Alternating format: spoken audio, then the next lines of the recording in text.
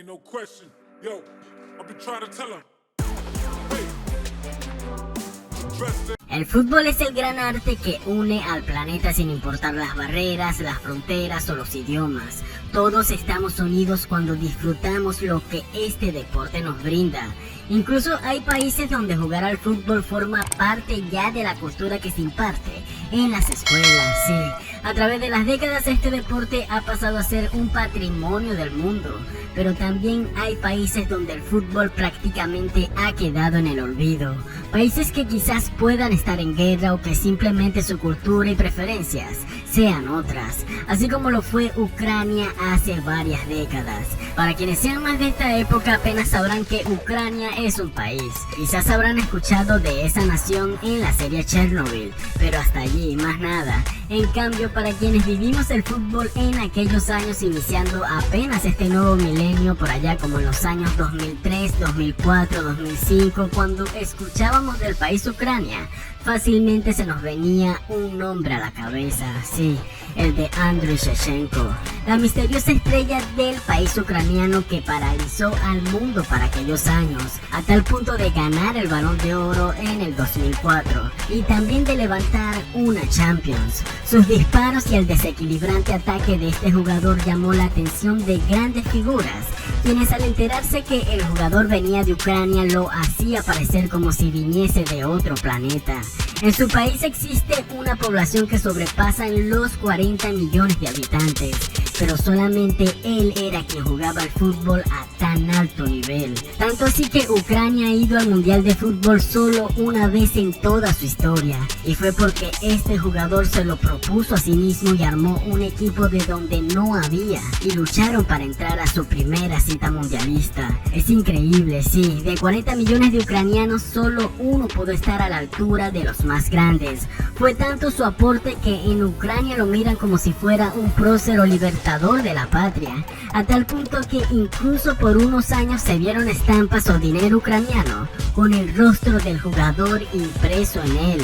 Hoy conoceremos la historia del gran Andriy Shevchenko, el gladiador de oro.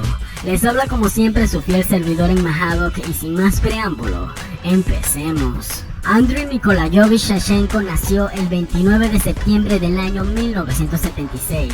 Esto en Belkishchina, Ucrania. Desde casi bebé, cuando apenas podía sostenerse sobre sus piernas una pequeña pelota, se convirtió en su primera amiga.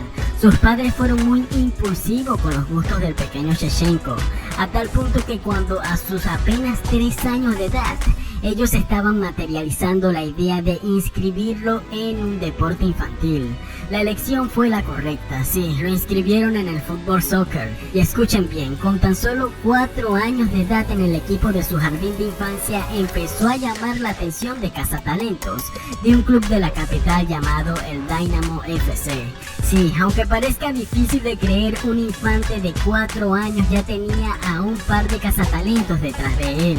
Aunque claro, debemos tomar en cuenta que en Ucrania los talentos en el fútbol son muy escasos, y el pequeño Shevchenko era una gigante excepción. En las mañanas aprendía las básicas figuras geométricas en el jardín de infantes, y por la tarde lideraba un pequeño equipo de fútbol, sí. De esta forma transcurrían los primeros años de la futura leyenda. Todo marchaba bien para el aún pequeño Shevchenko, hasta que a sus 9 años de edad, su vida cambiaría repentinamente. Shevchenko y su familia fueron sobrevivientes del accidente nuclear de Chernobyl. Sí, esto fue el 26 de abril del año 1986 en la madrugada. Un experimento que simulaba el corte en el suministro eléctrico de la central nuclear de Chernobyl provocó el mayor accidente nuclear de toda la historia. Como lo dije, el jugador nació en Belkishchina. Esta era una población cercana a Chernobyl. Él y su familia fueron una de las miles de personas que se vieron obligados a huir a las costas para salvarse y protegerse de las secuelas que quedaron en el aire debido a este desastre en la planta nuclear, hecho que traumó de cierta manera su infancia. Pero el amor por este deporte lo ayudó a seguir adelante.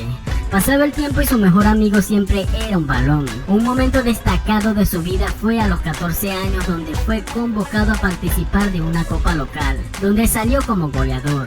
Este tipo de competiciones no son muy comunes en Ucrania, por lo que la chispa y la destreza de la joven figura maravillaba a la vecindad y motivaba a los jóvenes a practicar este deporte poco común en este país. Para el año 1999 era la máxima figura del club Dynamo, quien tuvo la oportunidad de disputar partidos de la UEFA frente a equipos como el Real Madrid y el Bayern de Múnich.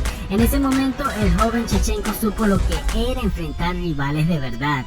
Y bueno, ahora su situación era como un secreto a voces. El escaso fútbol de su país le quedaba pequeño al jugador, y pues era momento de tomar la decisión de irse a otras tierras donde el fútbol estuviera en un nivel más alto. Un poco indeciso y por motivos personales, el joven Shevchenko decide meditar y esperar un poco para tomar la decisión. Pero casi como anillo al dedo, un representante del club italiano AC Milan tocó su puerta. Lo que no sabía Shevchenko era que varios equipos europeos de gran potencia ya se habían fijado en él y que pronto muchos de estos apostarían a su carrera. El negociante del Milan, como lo dije, fue el primero que tocó su puerta y ofreció una cantidad de ensueño para la creciente figura. Por una cifra de 26 millones de euros, el Milan fichó a Shevchenko. Su debut en la liga italiana fue el 28 de agosto de ese mismo año y lo hizo anotando su primer gol. El Milan necesitaba a Shevchenko y Shevchenko necesitaba al Milan también. Ahora sus años dorados no se hicieron esperar. La liga italiana y el mundo pudo ver a un jugador que estalló sus ansias por jugar en una competencia de alto nivel. Pronto sus compañeros lo apodaron como el gladiador de oro, por su manera incansable de sobrepasar y dejar tirado a sus rivales. Sus disparos al balón con los 3 dedos eran asesinos para cualquier portero. Era una gran figura en todos los sentidos. Su olfato de goleador era evidente. Además tenía la destreza de patear con las 2 piernas. Consiguió ser la figura de una Champions para el Milan, también ganando la Liga Italiana, la Copa y Supercopa de Europa. Su presencia en cada título le valió el Balón de Oro en el año 2004. Para ese entonces su nombre se empezaría a regar por todo el mundo. En Ucrania no podían creer que un jugador con tales destrezas saliera de esa nación y que de semejante forma lo representaría a nivel mundial. Shevchenko salió de su patria siendo uno y regresó siendo otro. El recibimiento de su país hacia él fue tan abismal que pareciese que se tratase de un salvador o de una especie de figura histórica. Ahora era la mayor influencia de toda su nación. En ese momento había una ilusión tan grande en su país que el fútbol ahora tomaba mucha atención por parte de los ucranianos. Todos querían ser como él. Shevchenko era una estrella que había logrado todo con su club, pero al mismo tiempo venía de ser un jugador que no había podido lograr absolutamente nada por la selección de su país. Shevchenko en Ucrania venía de fracasar en 2 oportunidades las fases de competiciones para entrar a un mundial. Tanto en la Copa de Francia 98 como en la de Corea-Japón de 2002, Ucrania no tuvo participación. Quizás un joven Shevchenko podía ser figura, pero no tenía un equipo que lo respaldara. El fútbol de su país siempre estuvo a un nivel muy bajo, pero ahora en la fase de eliminatorias para entrar al Mundial de Alemania en el 2006, la cosa era distinta. Ucrania había madurado futbolísticamente gracias a la influencia de su estrella. Shevchenko quería lograr algo ahora con la camiseta de su país y se propuso en convertir a Ucrania en una nación mundialista. De manera histórica, Ucrania supera las fases de eliminatorias y pasa a ser uno de los convocados para este Mundial de Alemania en el 2006. Esto fue motivo de fiesta nacional. Shevchenko le demostró a su patria que se pudo lograr en el deporte lo que durante toda la historia parecía imposible.